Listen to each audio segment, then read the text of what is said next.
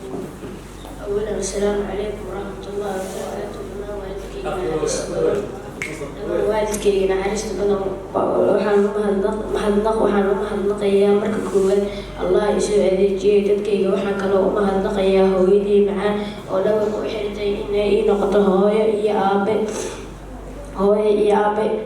mahad balaaran waxaa u jeedinayaa midowga dhalinyarada Jasiiro Maanjey oo u istaagay daryeelka agoonta reer Jasiiro. ugu dambeyn waxaan u mahadnaqayaa waalidkii igu deeqay dhaqaalihiisa ii buuxiyay booskii aabe ku caawiyay hooyaday inay aragto anigoo u kalahaya waxbarasho la socdana asaagay.